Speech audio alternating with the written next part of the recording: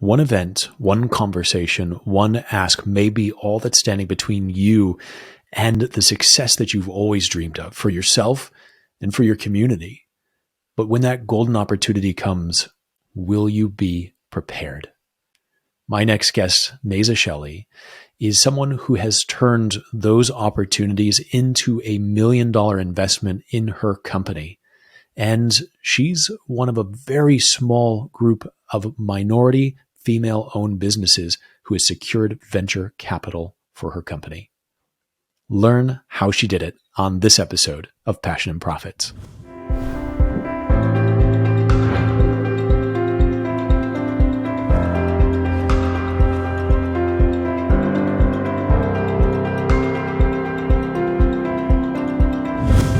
On today's episode, Naza shares about the power of networking as a minority leader. There are 3 key things that you will learn today. The first is how to network with authenticity and the importance of really honoring your values and those of the community that you're serving. The second is really focused on how to give more than you take. We talk about the law of reciprocity, but beyond that, how to make a tangible impact in the community that you're serving. And finally, how to be strategic with your ask. This goes beyond knowing the right person who can do the right thing and really goes to a level of preparedness that I haven't even thought of. It was an aha moment for me and a very valuable lesson.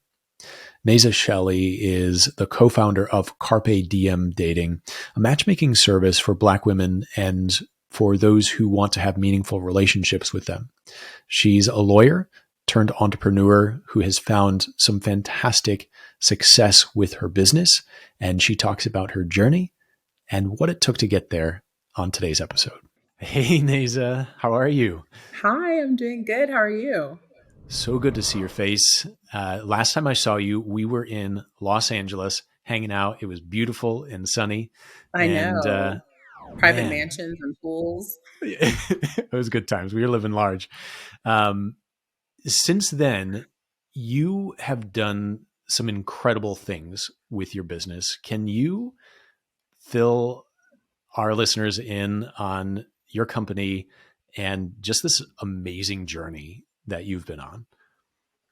Ooh, I can. For professional Black women who have a harder time finding love online than almost any other ethnic group, our company, CarpeDM, provides high quality vetted matches, expertly curated by a proprietary algorithm, hand selected by a personal matchmaker, and then conveniently delivered by our patented video based dating app. Now, when we met, we had a different story. We were a video first dating app. We had a patented video matching process that we still use today, but we were really a freemium model service that was open to anyone. And so we were kind of like, whatever, fill in the gap dating app, but like video first. And now we're a completely different concierge matchmaking service powered by a dating app. And we really focus on what we believe to be a woefully under leveraged and underserved market within the dating space, which is Black women just like myself. Yeah. So that's where we are today. And it's been a ride. Yeah. And it's been really beautiful to see, just observing from afar. I catch your updates on LinkedIn and to see the successes. And I know you had a big one recently that I want you to share with everyone, but it's been cool. And I was telling you pre-show, I admire you and Sally and everything that you've done. It's been incredible to witness your success. But what I'm most impressed by is the fact that you just infuse this mission and this passion for serving your community in such a way that is just like integrity is the word that just comes to mind. That seems to just be infused in everything that you do. So I think one of the things that I'm really struck by is the shift in the approach to your app you started off, like you said, as sort of being for anyone in the video first, which was really novel at the time.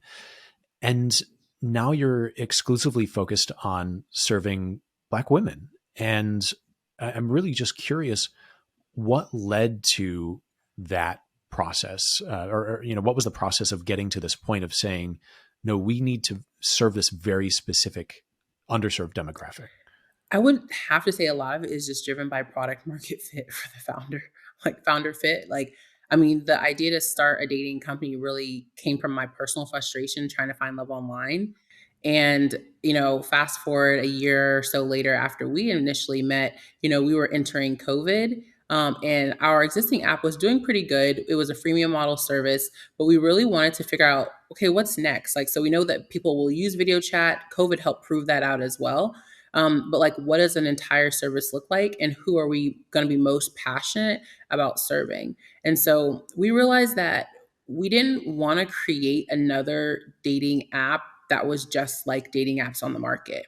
Like, in looking at how to solve the problems for myself as well as other women, I really felt like we needed a big shift in the way that singles are interacting with each other on dating services and platforms. And so, first, I thought, if I was from top to bottom going to revamp this, like, what would the service that I would want to use look like? And then when it came down to like, who do we actually want to serve? We know that like we were going for a subscription model service. We wanted to bring so much value that people would want to pay for it immediately. But then we also looked in the market and we said, like, who actually needs the service, right? So we know that we're entering a market that's competitive, that there are a lot of other apps, that there's, dating market is saturated. So how do we further differentiate ourselves from people in the other existing dating apps? And so it kind of just struck me like, I'm experiencing this problem. I wonder if other Black women like myself were experiencing this problem. I started asking my friends, and they were. I started doing research and just realizing how awful it is to date online as a Black woman for so many reasons. And so, it just really lit this fire that, like, if I can solve this problem, not just for myself, but, millions of other Black women who deserve these meaningful relationships, then I would really consider what I'm building to be worth my time, like my life, to be dedicated to it. Yeah, I think that's really beautiful. And again, just a testament to the integrity, through which you've approached your business. And, I think as a fellow entrepreneur, it's often counterintuitive to limit your market scope, to Mhm. say, I'm going to, include less people Right. in this group and narrow this group, you know, but like, this is proof it's working. Mhm. It is driving success for you. And you've had a really big win recently. Can you share a little bit about that? Absolutely. So we recently closed our pre-seed round. So we raised over $1 million in funds from venture capitalists, and so it's a big deal because very few people do it in general, but a very small amount of Black women Hmm. have done that. And women founded minority companies. My co founder is Syrian American. And so, in doing that, we joined the less than 1% of Black female founded companies that have raised institutional capital at all, let alone over $1 million in that capital. So, it's a bittersweet like win for us because it's like amazing to do it, and it is really hard. But it shouldn't be this hard, and the number of Black females in that category should not be so small. Yeah, I would agree, Neza. And having looked into, the VC route myself for my business, I was like, oh, that's really daunting. Um, you know, Bootstrapping is hard, but that looks real hard.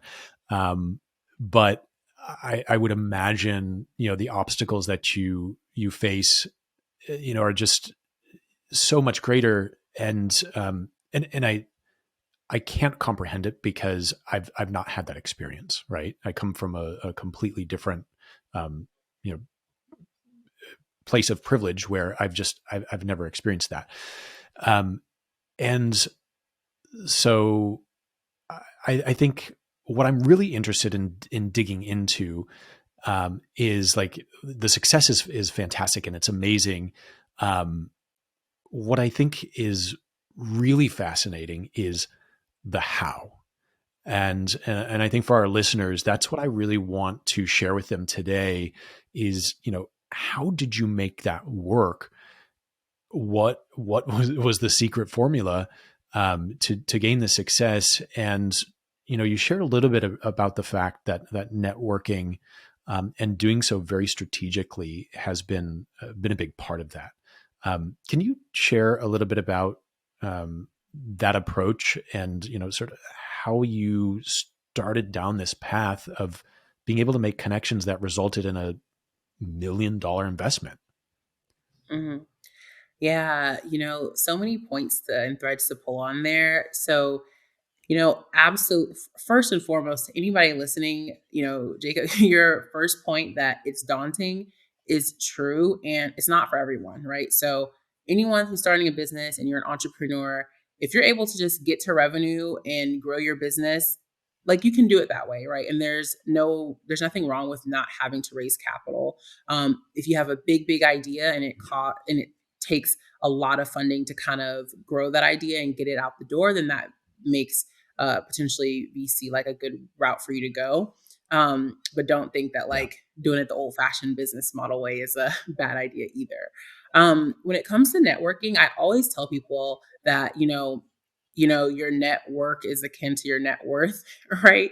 Like you grow Mm. as an individual and as a company based on the network that you have. And that's because there are conversations that are happening between people all the time, right? Powerful people who just happen to know each other. And if you have a strong network, your name comes up in those conversations, right? So Mm. that's the beauty of investing in your network in a way that's based on quality and meaningful is that your name starts to come up in conversations and it brings you into spaces that you otherwise would be shut out of. And as a minority founder, that is even more important, right? And so sometimes, and it's not right, and it's just the way that it really is, you need a cosign, right? You need someone to say, hey, like I was talking to this founder, and I think that she would be great for you to like bring into this deal or into this meeting or for you to let her Mhm. pitch you on her company and consider her for funding, right? That's how these deals are made.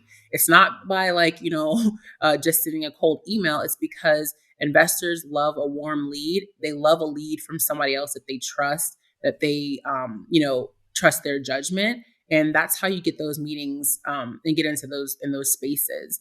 And so that's why I lean into networking, but it's not networking just to advance yourself, right? I think as minority founders, it's important for us to network so that we're in the position to advance each other and other people. And so for me, I take it as a personal responsibility to like bring other people up with me, whether or not that is introducing them to my network, making calls for them, whatever it is I can do. If I see that you're busting your butt and that you're working and that you're trying to build something, if I'm able to help you, then I'm going to do it. And so it really has multiple purposes, but absolutely, I know that, some of the capital that we got was because it was all because of networking, right? It was because we met someone who invited me to our first check. I met someone who nominated me for a CEO forum. In that CEO forum, they had speakers come. One of the speakers that came was from Virginia Venture Partners in Virginia, which is the biggest investor in the state of Virginia, and it's a state fund. And so because I was in that forum, I was able to talk to the lead at Virginia Venture Partners, and they were our first money in. And once that money came in, it really eased the way Mhm. for the rest of the money came in. And those principals at that firm made calls for me to principals at other firms, right? I was still working my network, but they are then invested in my success. So then they are then opening up their network to me in order to help me close my round. And so that's what I mean about the power of networking. It could just be that one genuine conversation that you have. It could be that one event that you like push yourself to go out to for drinks because you just need to go. And so, but always be on the lookout for, how you can make genuine connections with people and kind of build from there. Yeah, I think that's really a testament to, as you said, networking with authenticity, but also, really being strategic with those conversations, understanding that the ripple effects can grow to, include then those other networks that you never maybe thought possible. Um, I think that's a great lesson. And I want to also point out that, you're very smart and you're very strategic in the way that you're doing this, Naza, because you're doing something novel and unique that's not been done. Certainly not in this way. One could argue old school matchmaking, maybe with a new spin, right?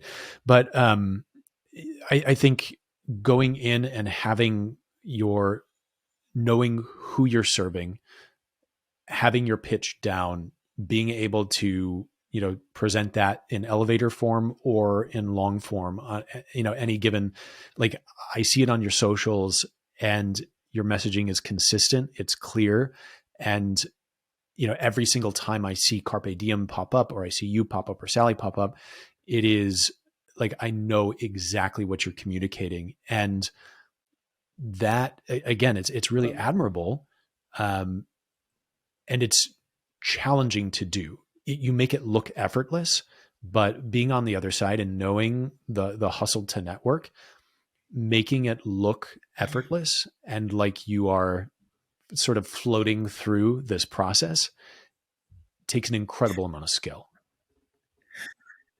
we're not floating. I work for a judge, Chief Judge Anna Blackburn-Rigsby at the DC Court of Appeals, and one of her favorite sayings was, "Be like the duck on the pond," Yep, there you go. right? The duck on the pond on the top is just gliding and effortless. Underneath, them feet are paddling, right? Yep, yep. And so it's like, can you do that? So how do you translate that into your life so that you're working, but on that upper level, like it looks effortless. So I'm glad that in some way, shape, or form, I'm embodying that lesson that she taught me. Yes, absolutely, absolutely. And I think another thing that I'm struck by is this idea that you shared of giving more than you take and bringing people up with you. Hmm. To me, that's one of our core values at Five Bridges. One of the bridges is give. For that reason, I think it's so important to give back, and we know the reciprocity of that is also beneficial for ourselves. Can you share a little bit about that? That ethos that is with Carpe Diem and your approach. Yeah. And just, I want to be very clear. My passion for like giving back was something that I learned from self-reflection as thinking about the type of person and entrepreneur, but really person like I wanted to be, right? And I'm sure Jacob, you can like attest to this just as much as I can. It's hard when you're struggling and you're grinding and you're like in your business day to day and you just need a win and you're not seeing it happen for yourself and you're just seeing it happen for other people.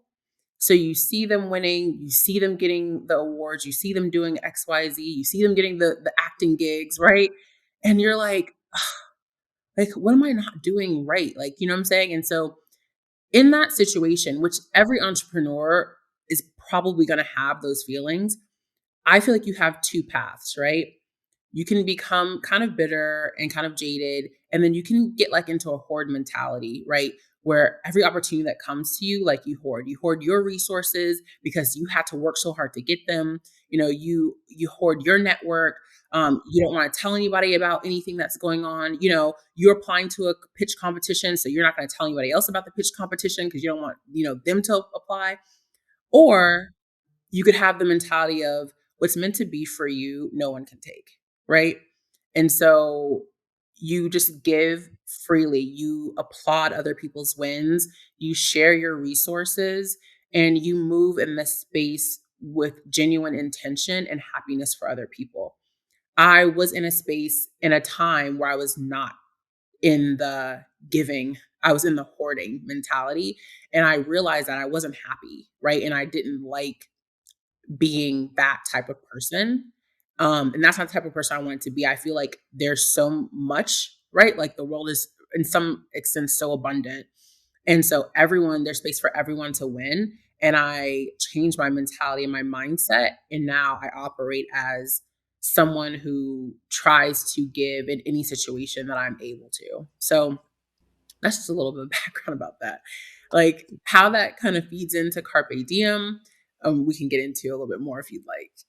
Yeah, and I think that's beautiful, and I just want to applaud you for actually living that out. I was speaking with another guest, CJ McClanahan, about overachievement and how we get into these sort of like secret competitions with other entrepreneurs or other people who are having success in their lives, and it can be really challenging. And I know I've had that this guy on LinkedIn, and he's just like, he's always succeeding, he's always celebrating, he's getting press and he's getting accolades, and and it turns into this like the secret competition, and that hoarding mentality, I think, is hand in hand with that. Instead, like you said, understanding like, no, there's plenty to go around, and what's meant for you is meant for you. I think is a beautiful way to approach something. But I have to say, for me, I've learned that like we grew up, poor. I lived in a trailer park. We didn't have a lot growing up. And also I've had a lot of privilege in my life. I would imagine being a minority and being in that 1% who has, made this achievement, it's gotta be so hard to break that hoarding cycle and to say, you know, I'm going to live in abundance, even though, like, historically or culturally, that's not the case. Hmm. I feel like it's not, um, it's something that I work at every single day. So it is hard, right? Because there's still times today where I'll see something, I'm like, dang, I went out for that and she got that. And I think in my head, I have two options right now. I could scroll past this post, right? And or I could like engage with this post. I can congratulate this person. I can like share this post. I Mm, can, what I'm saying? I can amplify their win.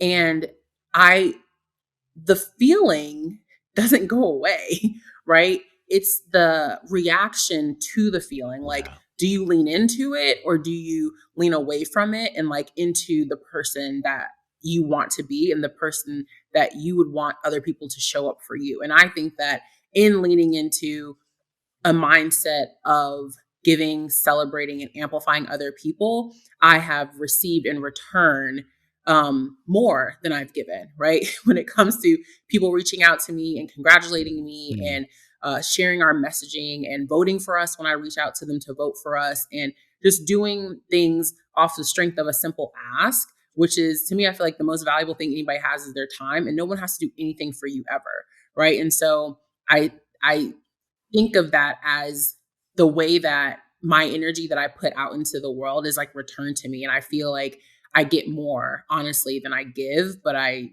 make a conscious effort to continue to give.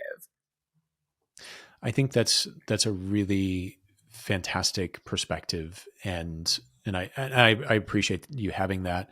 And this idea of being strategic with your asks, I think, is really smart. Can you share a little bit around that and how that's really played into being able to maybe parlay that into this big win with VC funds? Yeah, what I can definitely say is people want to help people that they think are trying to help themselves, right? So when people see how hard you're working, um, they want to help you. Like they want to help you succeed, right? And sometimes it's people want to jump on the bandwagon because you're succeeding, and that's something that happens. But for the most part, I really feel like when people see how hard it is that you're hustling towards your goals, like they want to help propel you forward. With that being said, in order to demonstrate that you are doing the work in order to move yourself forward, one of the ways that you do that is by being very strategic with your asks of people and your asks of the time that they give to helping you, right? So, how do you make them helping you the easiest possible on them, right? Like, where it's almost impossible for them to say no, right? It's like you asking me to be on the podcast. Like, you gave me everything I needed. I just had to show up, right? So, I've been in the situation where someone asked me and then they're like, let me know what you think the topic should be. Like, they want you to pretty much plan the entire podcast for them. And you're like, I'm coming to be on your podcast. Like, you can't tell me some sample questions or, what I'm saying? Like an outline of what we're doing. You can't send me a calendar invite. Right. And so that's what I mean by being strategic and how you're asking people for stuff.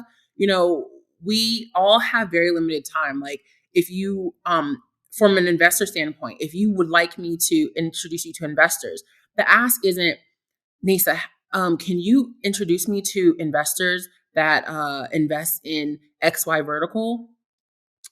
That's a lot of work for me. So you want me to then go to my network, figure out who invests in the vertical that you need. Then you want me to put together the emails. Then you want me to email them out for you. Like, no, the ask is, Nasa, I looked in your network. I see that you're connected to Jacob and I want to be connected to him. I've put together a sample email with affordable for you, with a link to my LinkedIn, my pitch, whatever documentation that you need. Are you able to send this to him? That's a different ask, right, than the first one. And that's what I mean about being strategic. You've already done the legwork. You know who it is in my network that you want to talk to. You've put everything. It's hard for me to say no to that, right? Like that's like a minute of my work or my time versus the first version, which would have taken me a long time, and in my mind is daunting as someone who's building my own empire, right? And maybe won't take the time to kind of to do that for you. So that's what I mean about being strategic in your ask, showing people that you're putting in the work and that you value their time and the effort that they're going to put in to kind of help propel you forward. That is such a fantastic and tangible takeaway. If you can turn an ask into a done for you and just have it right there ready to go, then essentially someone would have to have a very good reason to not follow through on that, right? Make it so Yep. simple, make it hmm easy. And it also makes the person feel good, right? Like you said, it's a done for you. So now I'm like, oh, well, I made that connection. I feel a little bit good about myself too, right? Versus you ask me, I'm like, oh my God, it's been like 4 weeks. And he asked me to do that for him. And I didn't get to it. And now I'm dodging you because, I didn't have time to get to it. Right. And so, just being very thoughtful in the way that you engage people with their time, I think is going to take any entrepreneur leaps and bounds versus, doing like the can you without like providing the work to support the ask. Yeah, that's really fantastic. So I think one thing that I really want to touch on before we wrap up here is another aspect of Carpe Diem that I love, and that is the really the the way that you have approached the matchmaking service. I think is unlike hmm really anything that I've heard out there, and again is really in alignment with who I know you to be and what you've created, Carpe Diem to be. Will you share a little bit about your approach to matchmaking and how you're incorporating, really, I think mindfulness and mental health into it? Absolutely. So, even Carpe Diem 1.1, we talked about the importance of like mental health. And, even from our standpoint with the video first approach, we thought it was just a much more mindful and like mentally, like from mental health perspective, better way to engage with people, right? Like the texting first, there's creates so much anxiety. And so when we were building version 2.0 of CarpeDM, or the evolution of our original platform, we wanted to carry forward that mindfulness. And so when we were looking at the dating industry, like I said earlier, and I wanted from top to bottom to think about all the problems that I actually saw, one of the things that I recognize is that people really need help, right? Like people need help making decisions about who to invest their time and energy in. And when I say they need help, they need more than age, sex, location, photo, right? Like that's not enough information in order to determine like, okay, yeah, I should go on a date with this person. And so we endeavored to work with, and we did work with, a Black female psychologist in order to create our onboarding questionnaire, which feeds our matching algorithm. And that's why we say our matching process is highly curated. That's one from the algorithm standpoint. From the matchmaker standpoint, man, it's so important to make sure that the matchmakers on our team have high emotional intelligence, amazing discernment, and a passion for helping people make meaningful connections, right? This is something that we look for when we're vetting and trying to determine who to help build our team out. And that's why on our team currently we have therapists, we have emotional intelligence coaches, we have relationship coaches, and people that just really, really love people, right? So they want to see you to see you succeed and to see you have that meaningful relationship. And for me, I'm an attorney turned entrepreneur, right? And so I'm saying this to drive home a point. Like while I came from very humble beginnings, like from a single mother of 3 kids, I had already worked my ass off. I was already in the position where I was making 6 figures. I had a very comfortable life.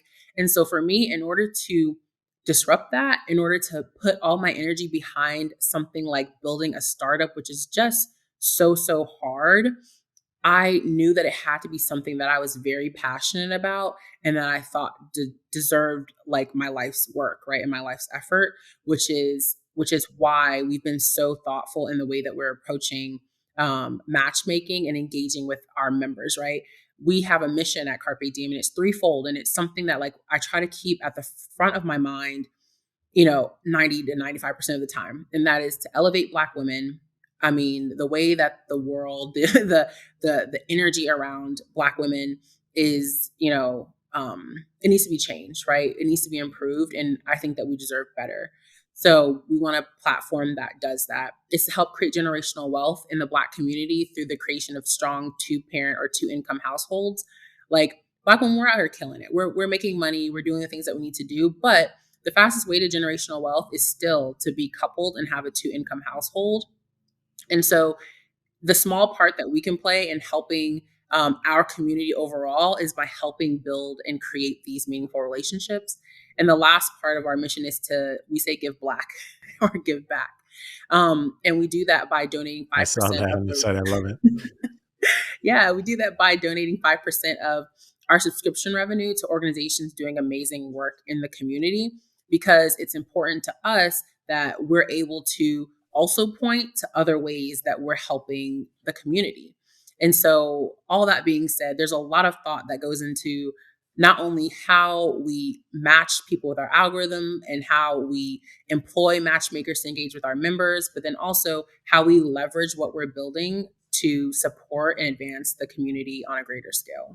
That's really living out this idea that healthy people help create healthy people, and relationships, Mm-hmm. and really approaching relationships in a way that's mindful, helping individuals connect with, people that share the same values, but then going that step beyond to really Mm-hmm. curating, an opportunity for them to invest in, building healthy attachment Mm-hmm. styles and understanding what it takes to truly have a relationship that, you know, that is long term driven. I think is just beyond matchmaking.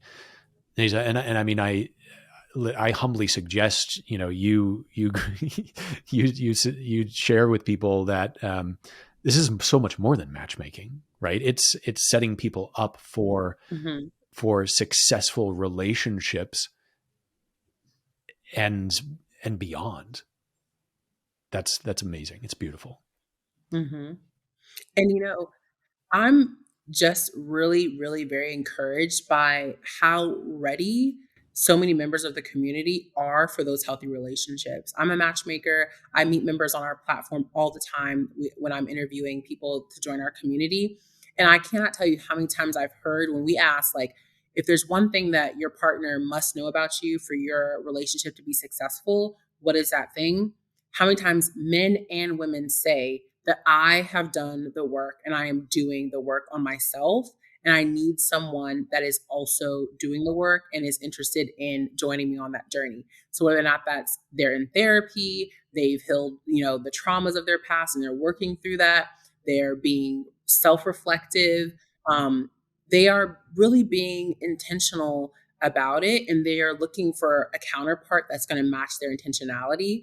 And so to me, if that's the trend, right? That's the trend that singles are kind of going when they're thinking about coupling and like, building a future together, that I'm very encouraged that, we can play a small part in helping them find each I am other. as well. And Naza, you're going, one step beyond and offering our listeners the opportunity to check out your services. So, for Black women or people who want to have meaningful relationships with them, can you share a little bit about what you're offering?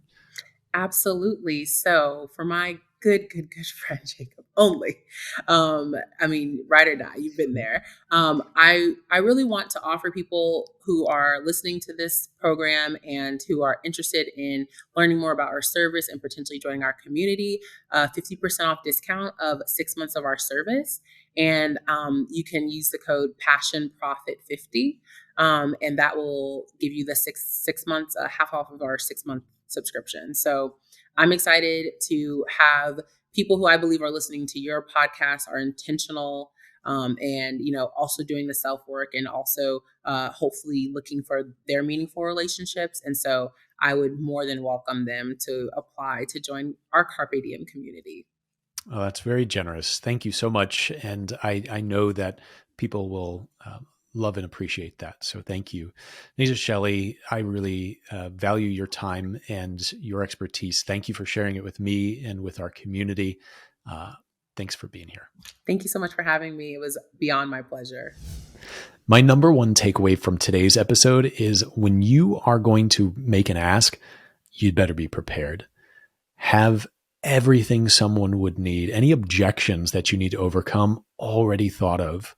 Have a done for you process already in place so that it doesn't create more work for someone. And it's just so easy for them to say yes. And of course, if you have a relationship and you have, built a reputation of authenticity, it's going to be even easier. That was a great lesson for me to take away. Don't throw away those asks, but really be strategic with them and just make it easy for someone.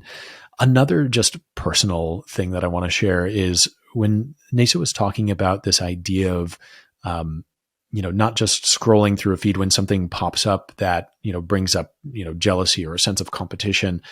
Instead, stop, look, engage, celebrate even. That was just a moment of reflection for me. It was like, oh, I don't do that. I just keep scrolling and I pretend like I didn't see it. And I, like she said, still feel bad about it. Instead, let's take away this sense of competition and just really invest in lifting up the whole in the community. And that means quote unquote competitors. So really, really fantastic takeaways and lessons. If you enjoyed the conversation with Naza as much as I did, please give us a like, share this episode, take a screenshot, let us know your biggest takeaway. And I want to thank you for engaging in this podcast and supporting it so much. Thank you so much for your time. And until next time, be well.